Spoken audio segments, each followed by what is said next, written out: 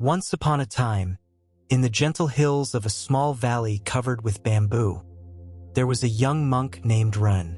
His master used to tell him, "The wind blows, the river flows, and the voices of the world don't always deserve a response."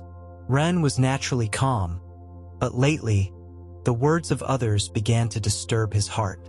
An old man from the village murmured that Ren was too young to understand true wisdom. A merchant said that meditating all day was pointless, and a child even laughed at the way he walked, slow, serene, as if floating. One morning, while collecting water in a clay bowl, Ren felt something stirring within him. Why did those voices have so much power over his peace? Why did he allow others' opinions to slip in like stones into his inner pond? That night, while the wind caressed the leaves and the temple slept in silence, Ren sat beneath the moon. He wasn't looking for answers. He just wanted to listen to the silence. It was then that the master approached without a sound, like the mist between the trees, and whispered, "When you learn to ignore the external voices, you can finally hear the melody of your soul." Ren closed his eyes, and for the first time in a long while, he smiled. The next morning, Ren woke up with a lightness in his chest, as if a stone had been removed from within him. The sun slid between the bamboo stalks, and the bird's song seemed clearer, deeper. As he walked along the path to the stream, he remembered all the times he had altered his steps just to avoid being judged. He had spoken more softly so as not to seem strange, had smiled unintentionally just to avoid discomfort. He had held back tears, ideas, and dreams, simply out of fear of what others would say.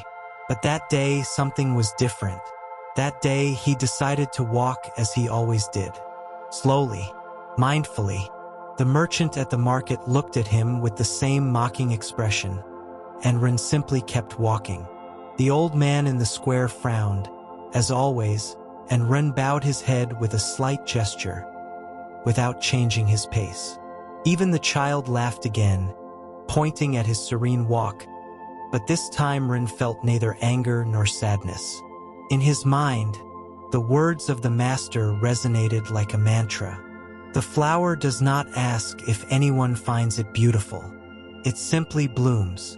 And so, step by step, Ren was learning to bloom in his own direction. That afternoon, as the shadows stretched across the temple floor, Ren took his broom and began sweeping the central courtyard. He didn't do it out of obligation, nor to show discipline in front of others. He did it because the sound of the broom on the stones brought him peace, because in that slow, constant movement his mind emptied. A temple visitor, seeing him, murmured to another, "Look at that young man, always so quiet. Doesn't he feel lonely?" Ren heard the words, as one hears a leaf falling into the water. But he did not react, not out of indifference, but because he no longer needed to defend his silence.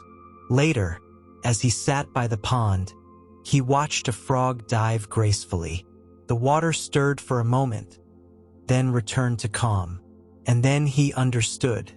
The frog doesn't apologize for jumping. The water doesn't apologize for moving.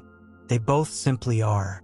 In the same way, he too could be, without explanations, without justifications. To ignore was not to despise. It was, in fact, to stop carrying what never belonged to him.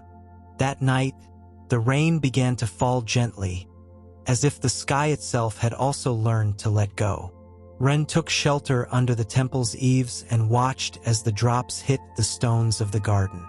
Each drop seemed to say something to him, but without words, just a presence, a serene dance upon the earth. Inside, thoughts kept arriving like visitors knocking at the door. Am I doing the right thing? What if they're right?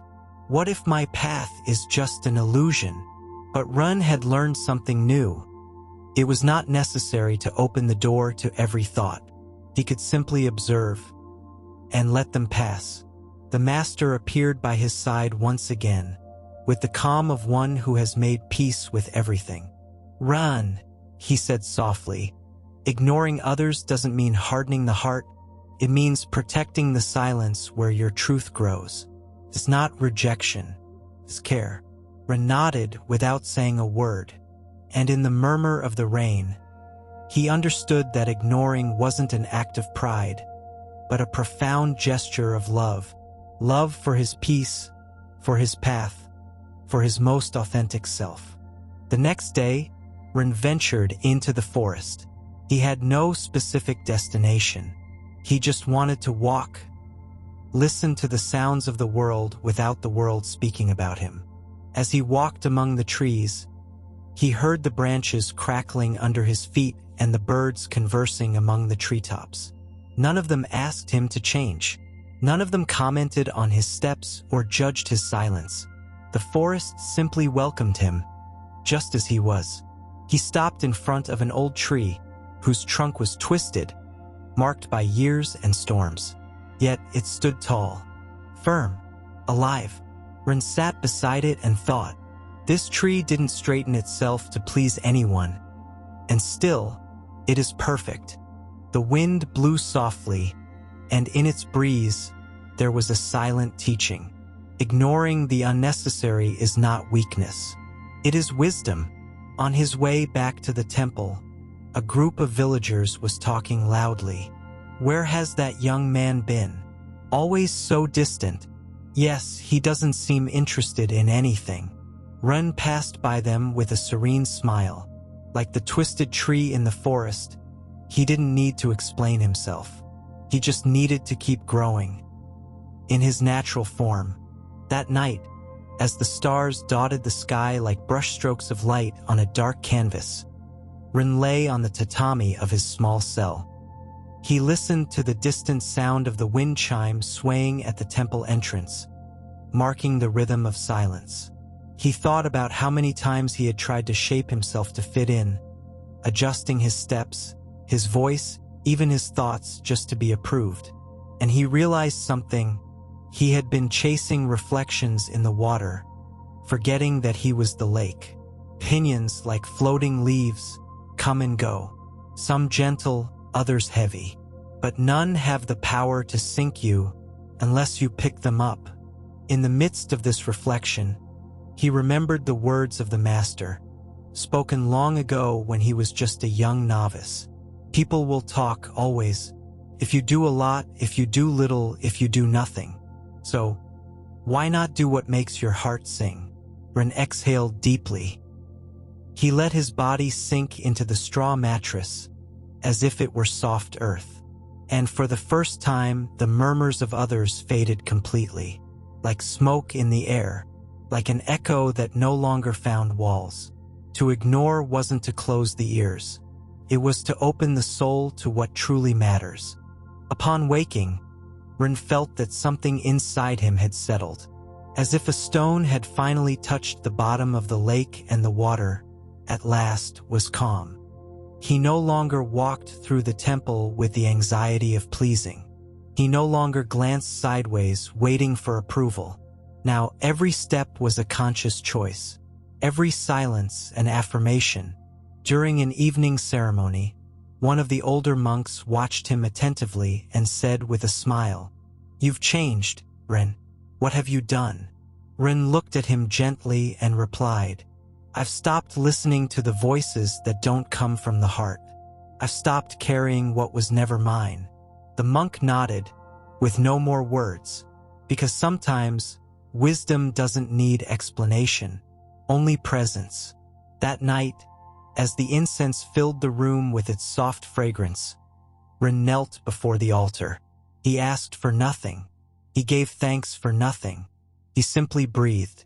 And in that breath there was everything: stillness, clarity, the joy of simply being oneself. The night wind whispered through the bamboo stalks. The temple slept, and Ren, from his cell, gazed at the moon with calm eyes.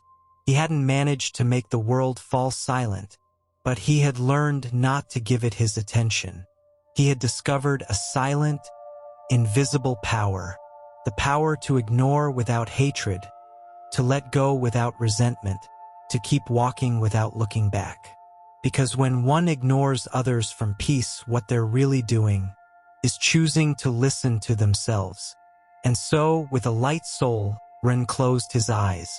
He didn't think about what would be said tomorrow, nor did he replay what had been said yesterday. He simply floated in the present moment, like a leaf carried by the breeze, without fear, without effort, without the need to be understood. In the heart of the night, the young monk merged with the silence. And in that silence, he found something deeper than any word, a peace that no one could take from him, a truth that only he needed to hear. And so, asleep under the mantle of the moon, Ren did not dream of the world. He dreamed of himself, and that was enough.